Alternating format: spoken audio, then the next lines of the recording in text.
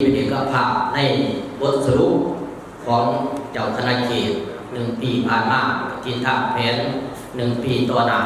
แล้วก็ได้เห็นดีเป็นเอกภาพในการให้ความคิดความเห็นแต่ละองค์การก็ขอจะเดินพรนำแต่ละองค์การตัวเล็กประกอบความคิดความเห็นแต่ละทางแต่ละองค์การเพื่อเบาเบี้ยแต่ละองค์การของผู้ที่รับผิดชอบเบี้ยของอาจารย์อะไรเป็นเบี้ยสาธารณประการคือการก่อสร้างวัดว่าพุทธศาสนาของเมืองสนาสมบูรณ์ก็คือเขตทรงปากซ่อนของพวกเราดังที่บทสรุปของอาจารย์ทรงสนิทที่ได้รับเป็นเจ้าคณะเขตองค์ใหม่เป็นการได้สรุปสำรวจตีราคาผล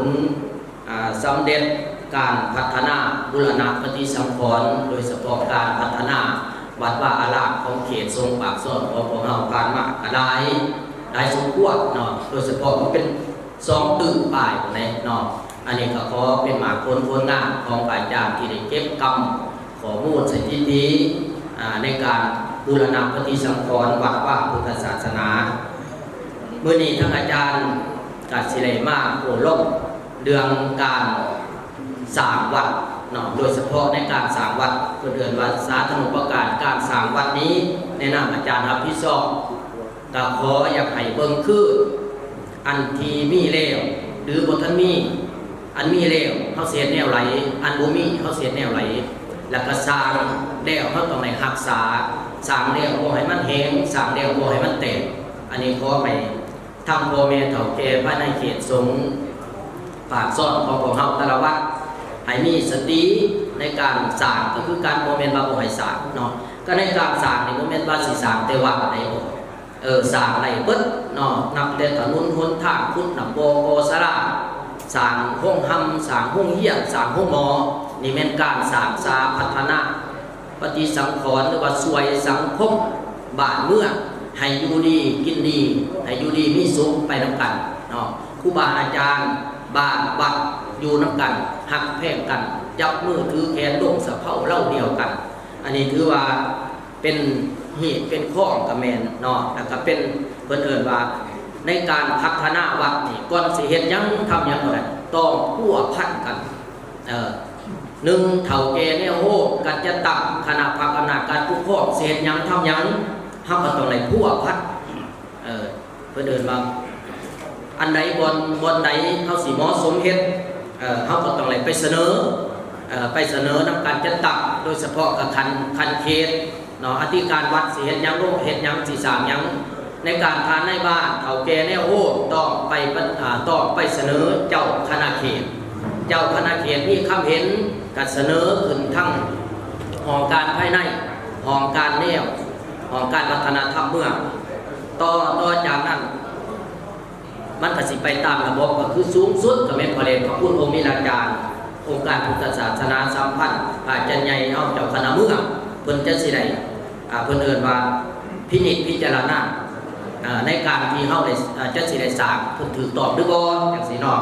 อันนี้คือว่าเฮาการสร้างวัดสร้างบ้านใดก็ตามทุกอันต้องให้พร้อมเพรียงกันให้มีความสมานสามัคคี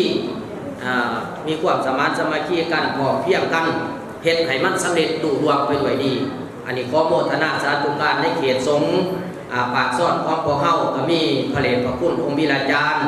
4 นำร่วมภายในเมืองสนาสมบูรณ์ของเฮาภายในเขตก็เป็นเจ้าคณะเขตผ่านมาในมื้อนี้ได้มาแต่งตั้งเจ้าคณะเขตองค์ใหม่เนื่องจากสุขภาพพระเดชพระคุณพ่อเฒ่า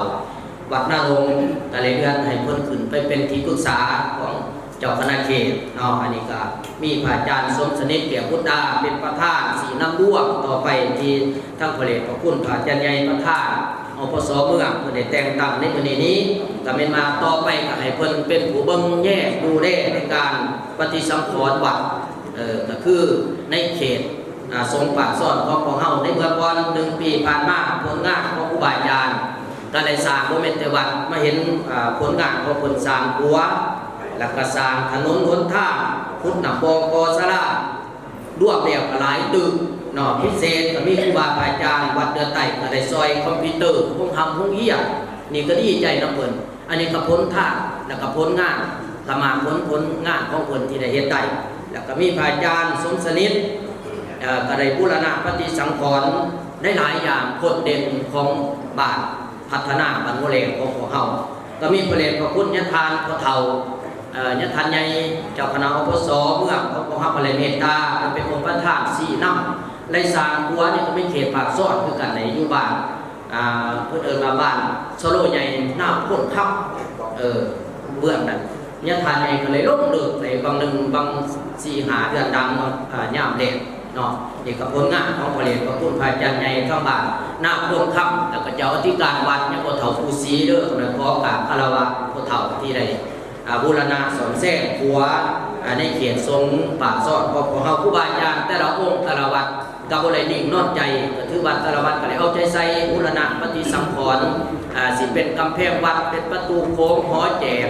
หรืออื่นๆอันนี้ขอโมทนาสาธุการแล้วก็พ่อด้วยการจะตั้งคณะพักคณะการผู้พ่อให้ในเขตทรงปากซอดหรือว่าเบาร่วมเนี่ย